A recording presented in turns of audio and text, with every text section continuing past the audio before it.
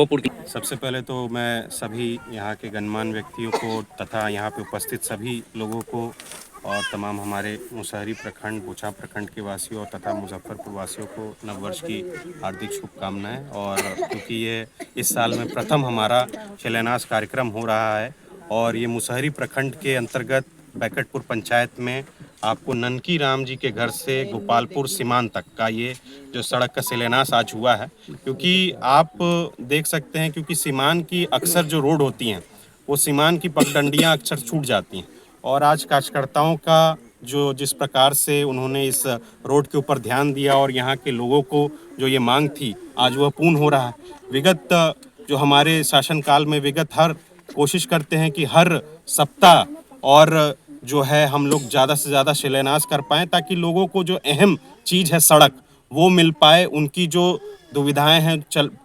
पगडंडियों पे जो चलने के जो आपको समस्या है वो ख़त्म हो पाए। इसीलिए आज ये जो रोड है इस साल की शुरुआत हुई है और कल भी हम लोग एक और शिलान्यास करने जा रहे हैं। और मैं चाहूँगा कि तथा हमारे जो सारे मुसहरी और बोछा प्रखंड के वासी हैं इन सब चीज़ों में ध्यान आकर्षित कराते रहें और जो भी समस्याएं हमसे वो लोग शेयर करते हैं और हमारा फ़र्ज़ है कि वहाँ तक हम लोग पहुँच के जल्द से जल्द उन काम का निपटारा। विपक्ष में है तो आज कुछ बातों को ज़्यादा ध्यान ना दिया जाता हो, ना तरजीह दी जाती हो आजकल के शासनकाल वाले लोगों से, लेकिन मुझे पूर्ण विश्वास है हमारी सरकार जिस तरह से तेजस्वी यादव जी ने जगह जगह घूम के जगह जगह लोगों को माँ बहन योजना जो है जो ये जो शुरुआत की है और लोगों को जिस तरह से चाहे पेंशन योजनाएं हैं जो वृद्धि उन्होंने 2.5 गुना की है, मुझे पूर्ण विश्वास है कि एक नौजवान के हाथों में भागदौड़ नए साल में इस 2025 में सौंपिएगा। 2025 मतलब 25 का मतलब है दम युवा, और युवा की एक जब सरकार आएगी तो मुझे लगता है कि वापस पुनः एक वो वाली सोच वापस आएगी जब कार्यकर्ता हो या आम पब्लिक हो किसी भी जगह जाके पदाधिकारियों से खुल्ला अपनी बात रख सकता था, अपनी बात को बोल सकता था कि इस प्रकार आपकी गलत हुई। आज जो सुशासन की सरकार चल रही है मुझे नहीं लगता है कि उस समस्याओं को बिल्कुल समाधान करने की आप विगत देख सकते हैं कि कुछ दिन कल ही मुझे लगता है 5 तारीख को यहाँ मुख्यमंत्री जी आए थे और वृद्धाश्रम का उद्घाटन किया था जहाँ पे उनका हेलीपैड बनना था। वो तो शुक्र कीजिए कि वो हेलीकॉप्टर से ना आके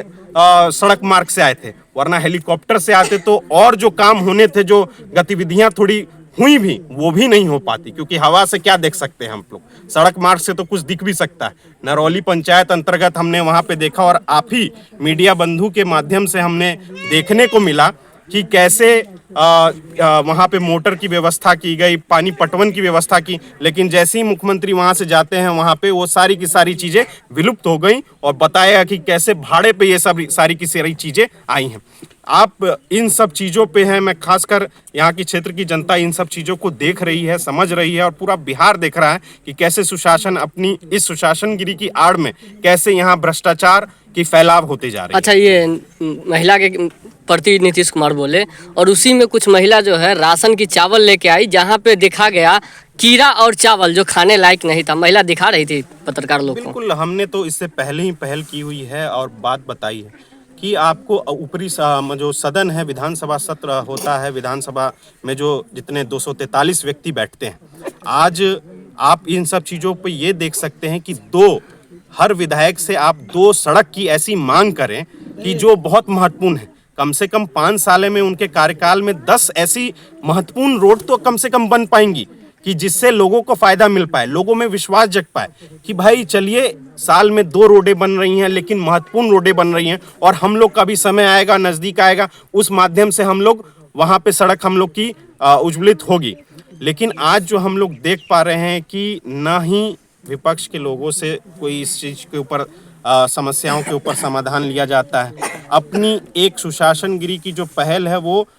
अपनी पूर्ण रूप से हावी रहती है कि हम सुशासन है, हमने इतना विकास किया। अरे विकास देखना है तो वो महिलाओं के बारे में सुनिए जिन्होंने चावल की क्वालिटी के ऊपर बताया, उन सब चीज़ों के ऊपर बात समझने की कोशिश कीजिए। आप कहते हैं कि हमने 80 करोड़ लोगों को चावल अनाज हम बांटते हैं, लेकिन उन लोगों को भी ये समझना चाहिए कि ये 80 करोड़ लोग जो हैं वो गरीबी रेखा के नीचे हैं, तभी आप उनको चावल बांट रहे हैं। तो हमारा देश आगे विकसित कहाँ हुआ है, हमारा राज्य आगे विकसित कहाँ हुआ है? तो हमें कोशिश करना है कि ये 80 करोड़ लोगों में से बहुत सारे लोगों को हम लोग और ऊपरी स्तर पे लेके आए, जहाँ पे उनको खुद का आज जो हम लोग देख पा रहे हैं कि ना ही बास्कित पर्चा की ज़मीनें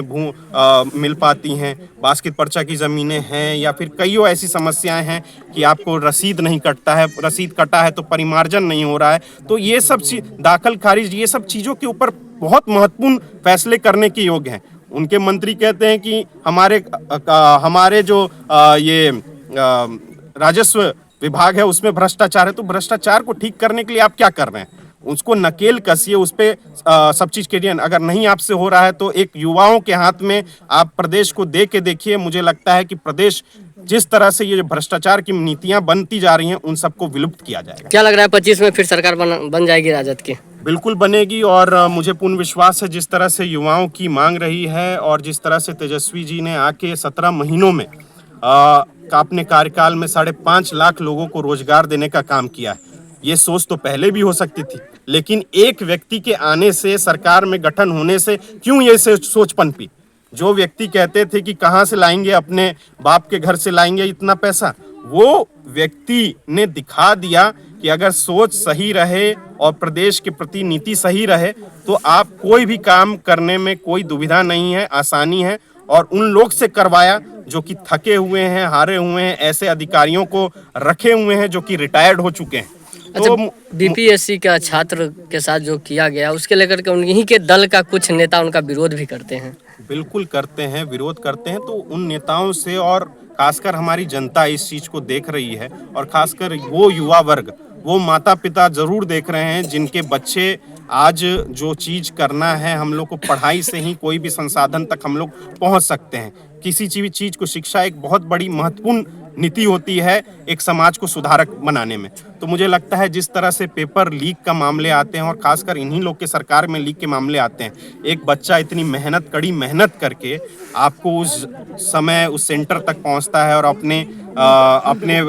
शब्दों को पेपर के माध्यम से सोचता है कि हम अपने भविष्य को उज्जवल कर सकेंगे, लेकिन एक पेपर लीक, एक संगठित लोगों के सोच की वजह से, जो ज्यादा पैसा कमाना चाहते हैं उसकी सोच की वजह से एक बच्चे का भविष्य खराब हो रहा है। एक माता पिता का जो एक आस है, उनके आंखों में आस है कि किस तरह से हमारे बच्चे भविष्य में अच्छा कर पाएंगे और उनको देख के आने वाली पीढ़ियां अच्छा कर पाएंगी। तो मुझे लगता है ये सब भविष्य को जो है सुशासन की सरकार ने अंधकार में फेंका हुआ है, और इन सब चीज़ों को निकलना है। इन सब चीज़ों से तो हमें 2025 में बदलाव की बहुत ज़रूरत है, और हमारे महागठबंधन सरकार की बहुत ज़रूरत है।